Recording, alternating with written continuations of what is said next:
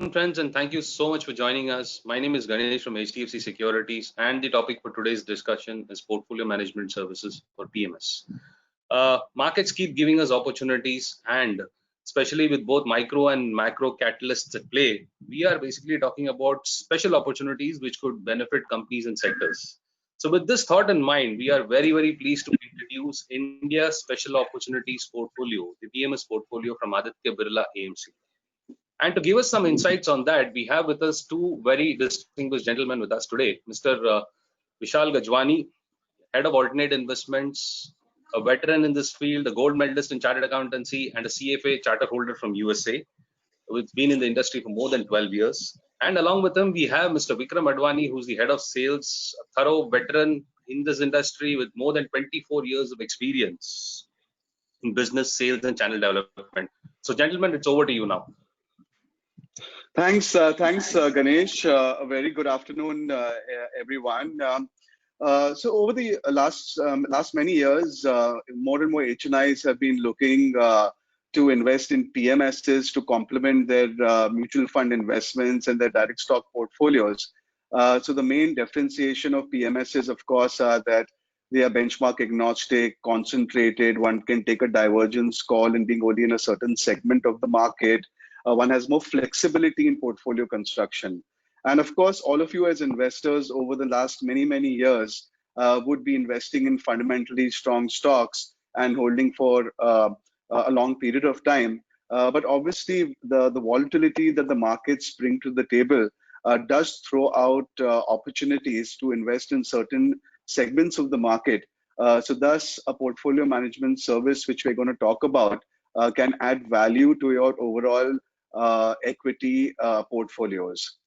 So the agenda for today is to hear from our PMS investments head, Vishal Gajwani, on a market outlook, as well as a detailed insight into a product that we had launched a couple of years back, India Special Opportunities Portfolio. This is a portfolio which has been a consistent top performer over the last 2 years. And the main differentiation of this product is to invest in high quality companies which are going through a lull. But there is some catalyst which is expected to play out, which we believe that these type of stocks could outperform the broad market. So these catalysts could be micro in nature, they could be macro in nature, it could be a management change, it could be deleveraging, it could be a demerger, etc. So I'll now hand it over to Vishal Gajwani, post which we'll be more than happy to take your questions. So over to you, Vishal. Sure. Thank you, Vikram. Good afternoon, ladies and gentlemen. Very happy to connect with all of you today on this platform. And thanks to HDFC Securities for providing this platform.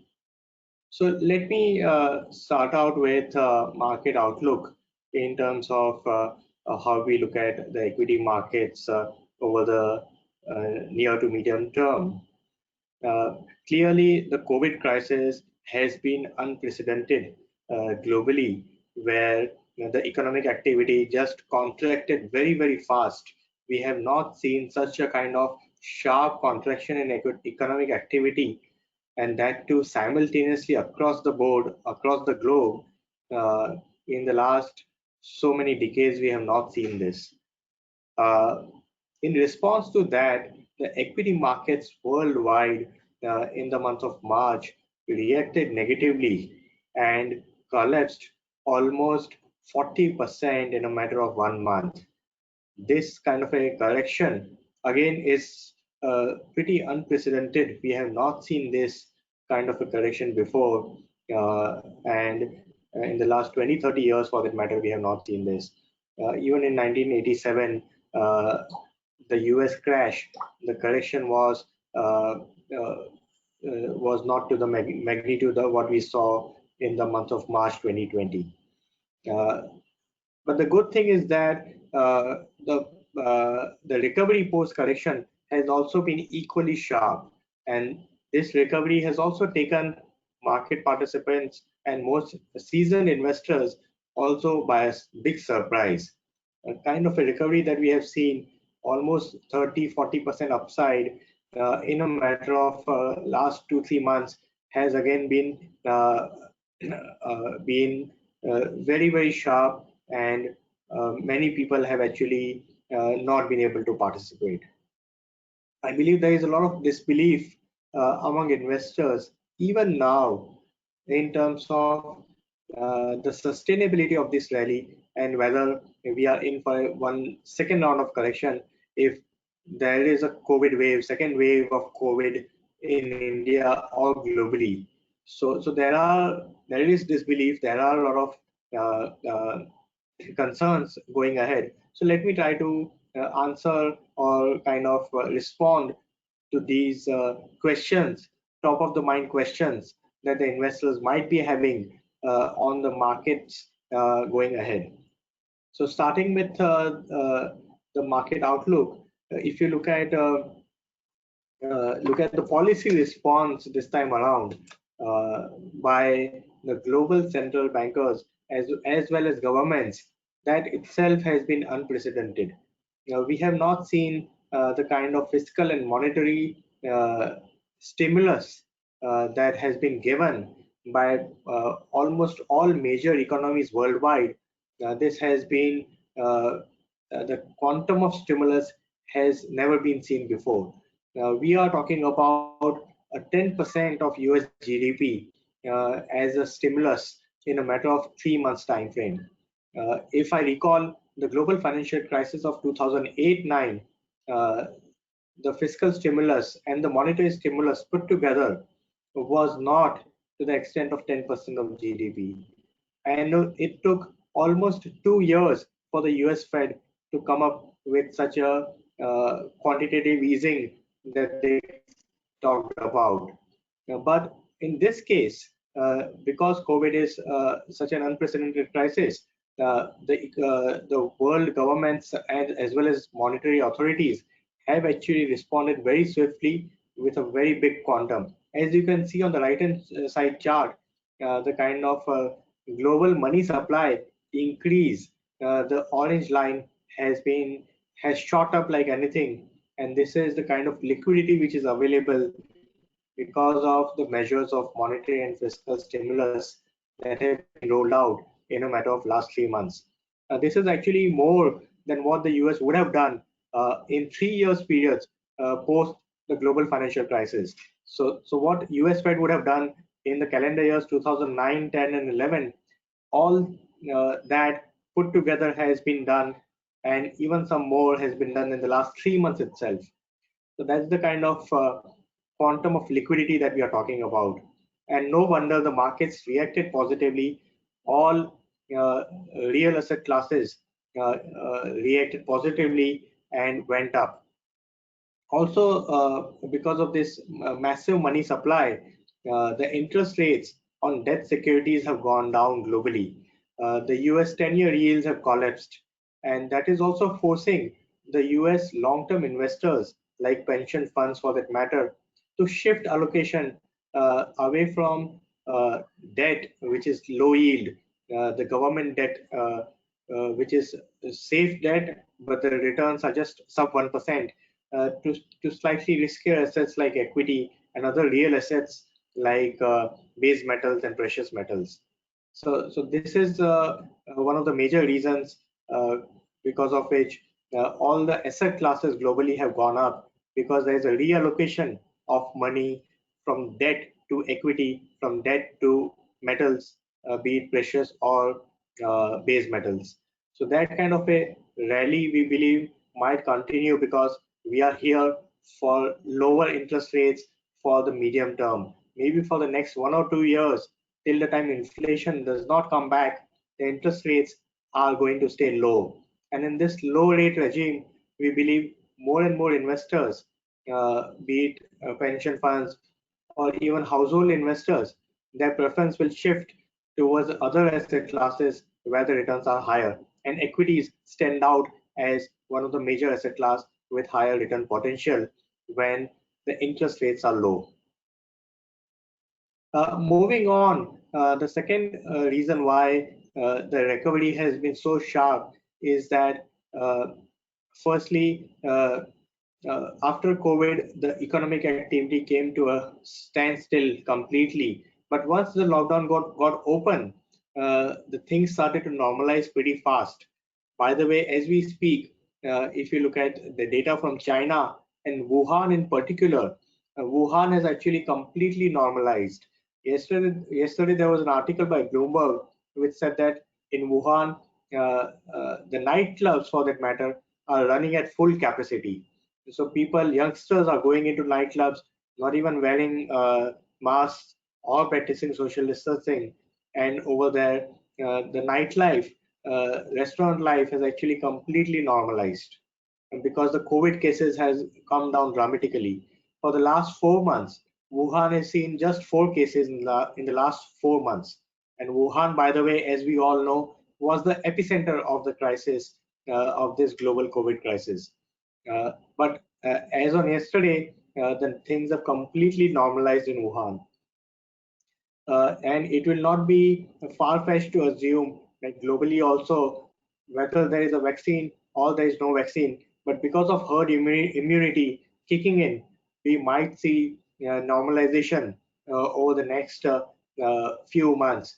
If not few months, maybe 6 months to 1 year from now, things will completely normalize. Uh, so, and also if one looks at the data from the EU economy, look at things like electricity consumption or consumer discretionary footfalls. These have also normalized to a great extent. So that is also giving an indication of what can play out globally once the fear of COVID is behind. As we see in India also, after the lifting of lockdown, many cities have actually normalized. Though we have seen second wave in some cities, but more or less economic activity is actually picking pace. As one can see in this chart, India high frequency indicators. The power consumption, by the way, has completely normalized. On the left hand side chart, the blue line, power consumption had collapsed, but now as we speak, the consumption is completely normalized. It is just 3% lower versus the average. Similarly, railway freight traffic has also more or less normalized from the low levels of March 2020. Both these are very strong indicators of industrial activity reviving back, and it's a positive indicator from a economy perspective. Also, we all know that the monsoons, by the way, have been pretty good and very well dispersed pan-India, which is helping the rural markets do exceedingly well. The Kharif sowing has actually been much higher on a year-on-year basis. On the right-hand side, one can see the Kharif sowing is up 14 to 20% across major crops, and this is also reflected in terms of tractor sales, for that matter, two-wheeler sales in the rural markets, which has been pretty buoyant. Now, one more reason why the markets are actually holding up and are not seeing any correction is because while 2021 the financial year will be a washout with earnings declining on a Y-on-Y basis, earnings decline might be 5 to 10% in 2021, as one can see in the chart. 2022 can actually be a very high growth year with a 25 to 30% kind of a earnings growth expectation because of very low base of FY21. So this is also the reason why markets are actually looking ahead, looking 6 months to 1 year ahead and trying to build that optimism in the price points right away. If one looks at other indicators of market valuations, the market cap to GDP or market cap to money supply, as one can see in these two charts, these data points or these trend lines are very close to long-term average, which again shows that we are not in a bubble situation and there is scope for upside from these levels. So if I look at the market cap to GDP in 2008, for that matter, it reached 150%, which was a bubble phase, and post that the markets corrected dramatically. But as we see today, the market cap to GDP is just 65% levels, or may have reached maximum 70% levels as we speak. But this is also in line with the long-term average, and there is no bubble formation on this data point. Same is the case with market cap to money supply, where we are actually trending at a rate lower than the historical average. Coming to small and mid caps, we all know small and mid caps have underperformed over the last 2 years versus large caps, and we believe the valuations for small and mid cap companies have actually become very attractive, and from these levels, the small and mid cap stocks can actually do very well for an extended period from these levels, which we believe could also be positive from a wealth creation perspective. So that is very quickly my thoughts on the equity markets. And now let me quickly take you all through our product India Special Opportunities portfolio, which is something that we have been offering to HDFC investors for the last couple of years. And this is a product which has actually done really well across market cycles. So we had launched this product in 2018 and mid of 2018, where the markets had already started to correct. So it was a challenging time to start a new strategy or a new product where the markets are declining.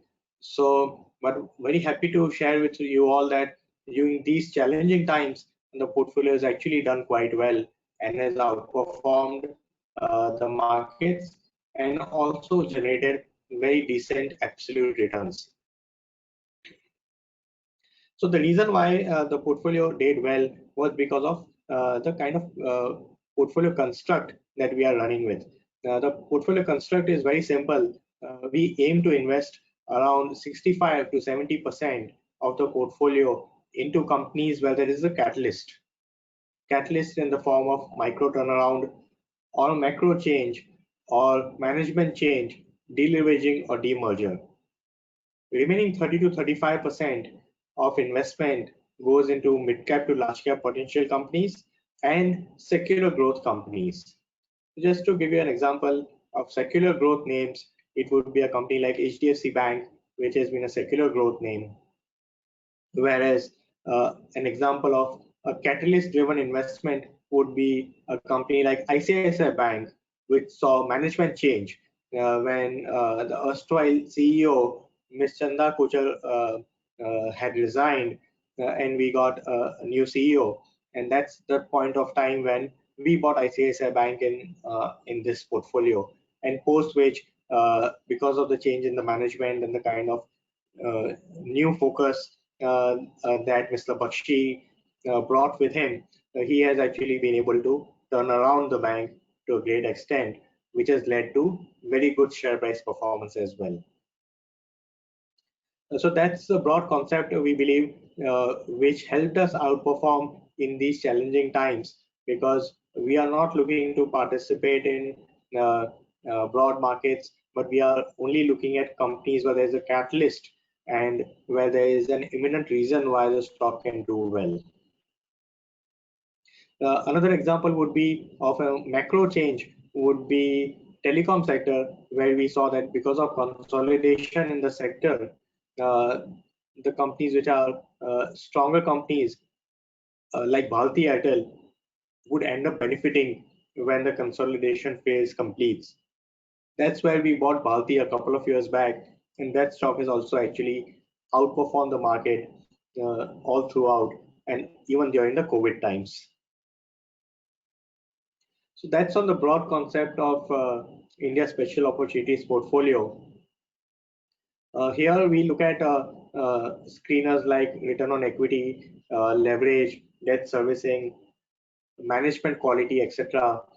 As filters, and from the initial starting universe, we apply these filters to come to reject companies which do not meet our criteria of high return on equity, low leverage, or good management quality. The second filter is to identify companies that benefit from the catalysts that I mentioned. And lastly, the third filter would be portfolio optimization, where we look at valuations and try to see the potential upside over the next 2 or 3 years. So that's on the investment process of ISOP portfolio. Moving on, a bit more detail on the factors or the filters that we use. The quantitative filters that we use include things like strong balance sheet, capital allocation track record, and high return on capital. The qualitative factors include corporate governance, business model resilience, market share leadership, and skill management.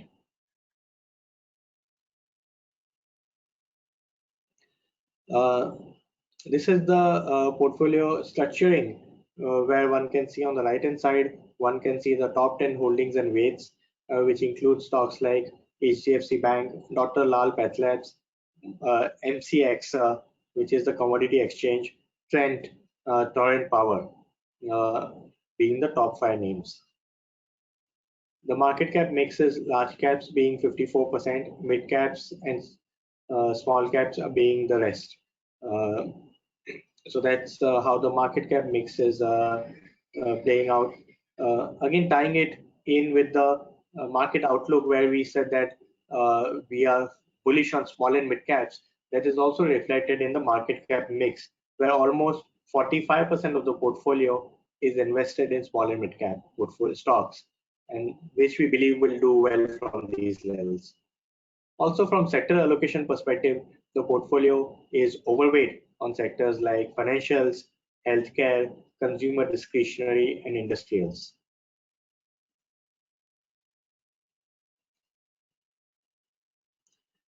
Portfolio basically on price to earning multiples, it is at a premium to benchmark by 24%.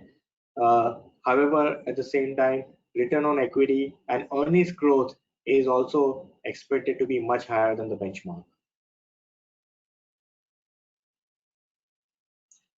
If one looks at the last quarterly results and how they fare versus the benchmark, the quarterly numbers for the portfolio companies have actually been very, very strong versus the markets in light of the pandemic. So Q4 results have been summarized here, where one can see that the revenue and EBITDA growth has been 3% and 13%, while for the benchmark, the EBITDA growth was negative 5%.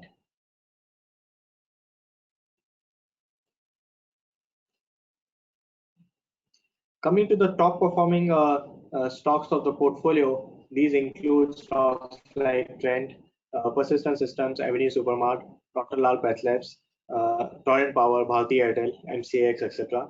Many of these stocks you would have seen being a part of top 10 holdings as well.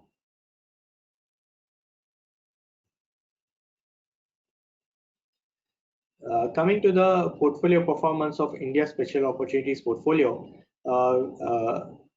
it is important to look at the performance as on 2 dates. One is pre-COVID and one is as on date. So as one can see, pre-COVID, which is 29 Feb, and the performance has been very strong. Absolute performance has also been strong, with 1 year returns of 19% versus 3% for the benchmark. And since inception, returns on a CAGR basis of 8% annualized versus minus 70 bips for the benchmark. As on date, the portfolio performance again has been pretty decent, considering that the challenging times that we are passing through, with 1 year performance being 13% positive versus 8% for the benchmark. And since inception, returns being 6% annualized versus 0.7% for the benchmark. Moving on, let me touch upon some of the case studies of stocks that we have bought in the portfolio. and what has been the thought process behind that. Bharti Airtel, as I mentioned, is a theme on macro turnaround, where I mentioned that because of a clear indication of industry consolidation, there was a strong expectation of ARPU increase, average revenues per user going up, because the industry has got consolidation and smaller and weaker players have actually gone bankrupt, which is why the incumbents, the survivors, actually end up doing really well, which is what happened with Bharti. And as we all know, our monthly pack prices have actually also gone up, be it Vodafone, Bharti, or Jio. All of these three operators have increased their ARPUs, or the pack subscription prices, by 30 to 40% in the last 6 months. And also, by the way, as per the interview by Mr. Sunil Bharti Mittal yesterday in his AGM, he has mentioned that the sustainable ARPUs should move up from the current levels of 150 odd to as high as 200 levels in the next 6 months, and eventually to 300 levels, 300 per month. So when the ARPUs are expected to go up over the next 2-3 years from 150 levels to 300 levels, we believe that will also lead to a lot of wealth creation at the company level. Second company is ICICI Bank Limited, where Mr. Sandeep Dakshi, when he took over the charge of the company, that's when we decided to invest in this bank, and post that, the bank has done really well. Had it not been for COVID, ICICI Bank would have been one of the best performing banks in the country. But we strongly believe that COVID is temporary and the bank's performance should come back on track. Shree Cement is another example of macro turnaround, where we saw the cement industry dynamics changing for the better because of industry consolidation, weaker players being acquired by the stronger players in the industry, and pricing discipline helping the incumbents to do well. So Shree Cement again is one of the best performing cement companies in the country, and it's one of the best in terms of cost management, having the lowest cost of production across the industry, which is why the company stands out as a very strong wealth creator over the last so many years. Then you have Trent Limited, more popularly known by its brand Westlife, Westside, which is basically a fashion and lifestyle store. But also it has got other brands in JV with Zara, which is again a lifestyle brand. And then you also have Zudio, which is a new format which they have launched recently for value retailing. So Trent is one of the best retailing stocks, I would say, which is headed by or managed by the Tata Group. So very, very strong parentage and very strong business model, where Westside, Zudio, Zara have actually done quite well in their categories because of focus on value retailing. So this is again one more stock which has really done quite well for the portfolio. Despite the COVID uncertainty, the stock is up 80% from our purchase price. The last example that I'll be sharing here is MCX, Multi Commodity Exchange, which we bought recently around 6 months back, and that has actually done quite well. Even during the COVID times, MCX actually did quite well because of market leadership position in the commodities exchange space with 91% market share.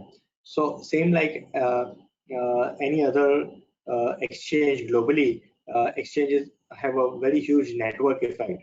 It is very difficult to displace a market leader because everybody wants to transact into the most liquid exchange, and MCX is by far the most liquid exchange for commodity derivatives.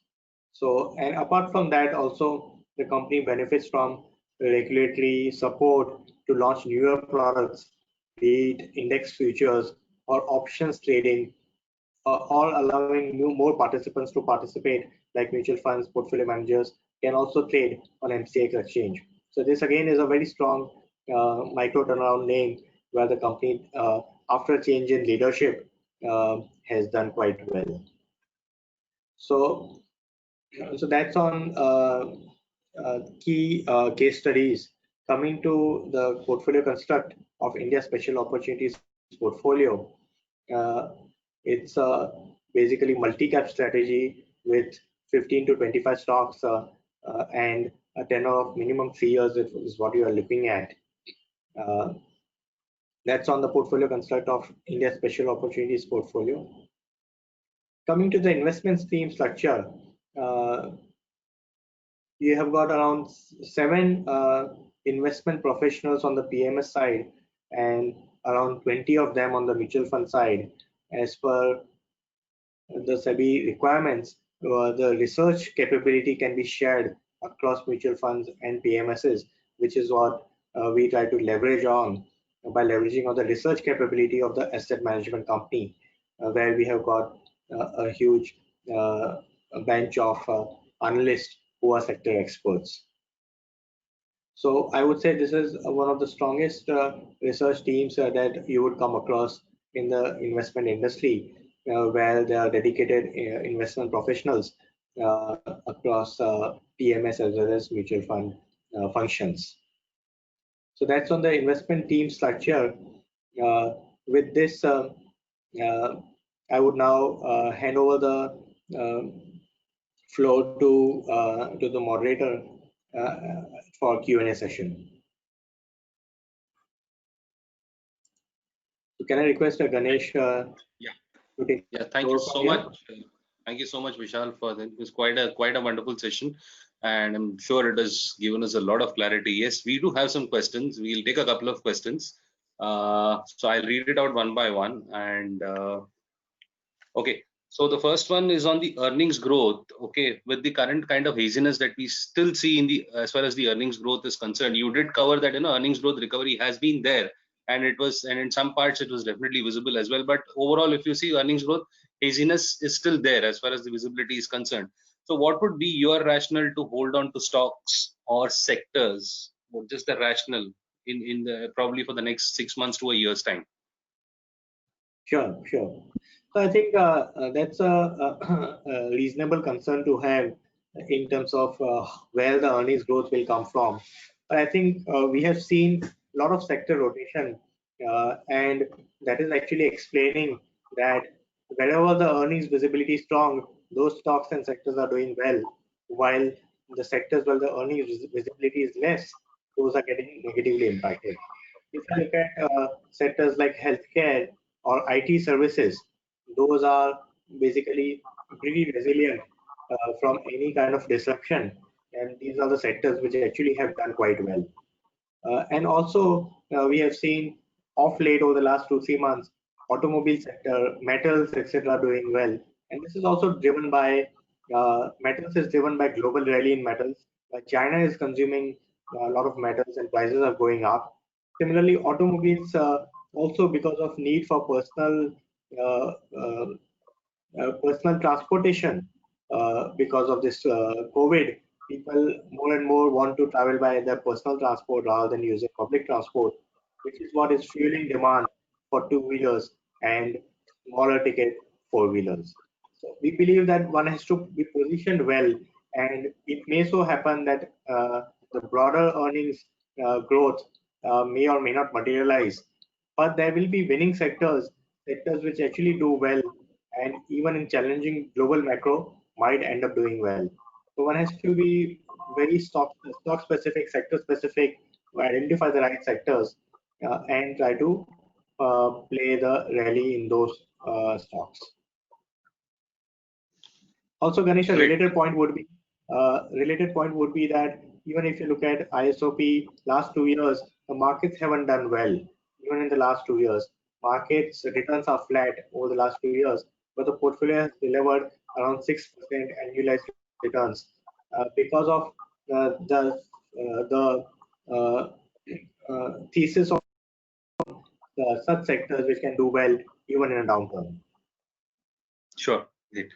Okay. So the next question says, as far as the portfolio is concerned, IT was not very visible in the portfolio. Any special reason, and what are your take? What's your take on that? Yeah, sure. Thanks for the question. So basically, IT sector is something that we have increased weight. Earlier we had zero weight, and we have gone to 4%, and we were waiting for some clarity here, because if I compare IT services industry outlook versus the global financial crisis in 2008-9, IT services took a lot of time to come back at that point of time. But this time around, during this crisis, IT services sector has actually been a part of the solution, and they have actually enabled a lot of businesses to go online and be able to transact with consumers and go digital.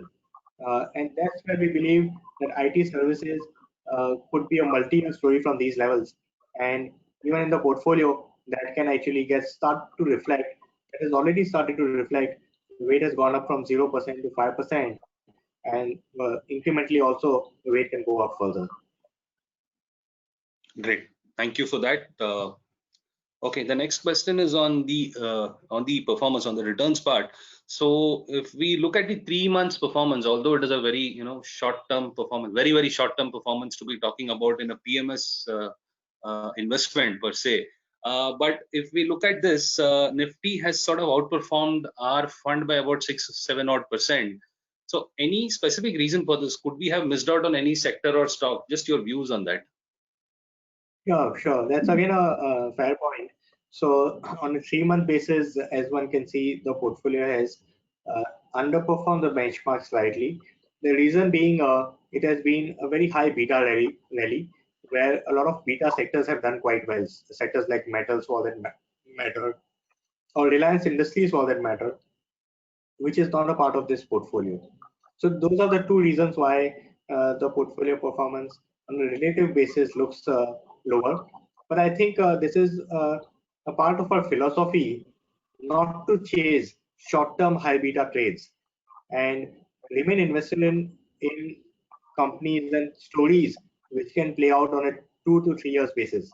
So that's where we missed the metals rally, I would say, but we have already started to catch up on that, I would say. And on a 1-month basis, the outperformance has come back on track, and 1 year also remains an outperformance. Great, thank you so much for that. I think it's given a lot of clarity. Okay, we'll take the last question for the session due to paucity of time again.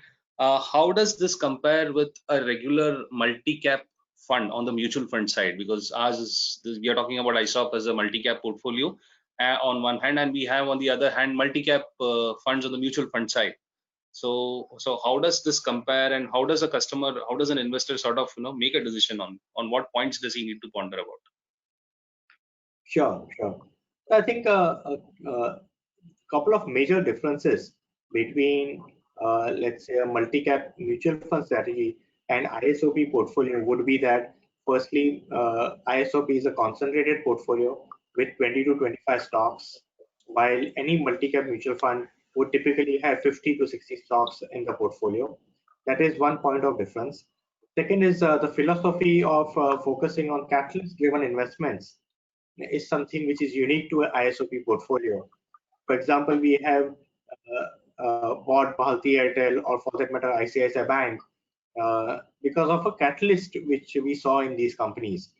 Otherwise, pre-catalyst, these companies were not doing well before that. Therefore, we believe from a wealth creation perspective, it's important to focus on companies which are seeing material change, be it in terms of management or business outlook, in terms of macro outlook. While in case of a mutual fund, it is more benchmark driven. So if the benchmark weight for financials is 30%, mutual fund would be 25% to 35%. For ISOP portfolio, the financial services weight in the past has been as low as 15%. So the portfolio is benchmark agnostic and concentrated. These are two major differences vis-a-vis a mutual fund setup. Sure.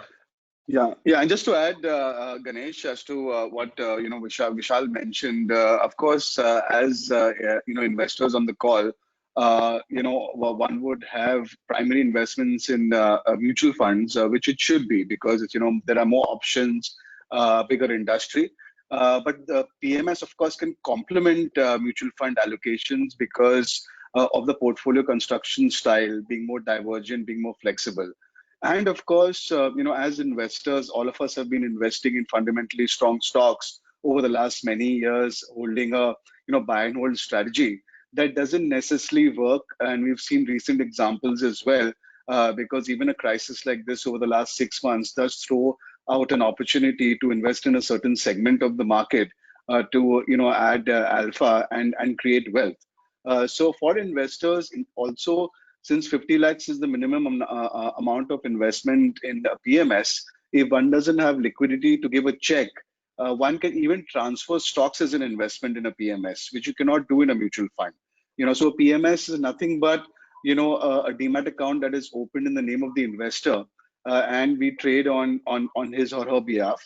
So one can even transfer stocks as an investment, and if it so happens that there are some common stocks between the model portfolio and the investor stocks, we will hold on to those stocks. Otherwise, of course, we will realign to the model portfolio. Yeah. Great. I think that's given a lot of clarity. So we'll have to come to the end of this session. Thank you so much, dear investors, for sharing your afternoon with us. Thank you, Vishal. Thank you, Vikram, for sharing your afternoon with us. I think it was quite an insightful session, and we are definitely pleased to offer Aditya Birla PMS, that is India Special Opportunities Fund, to our investors, which again adds to our basket of offerings. Okay, so thank you, gentlemen, once again, and we look forward to meeting you again, having more frequently these such kind of sessions. Thank you very much. Thank you. Thank you. Yeah.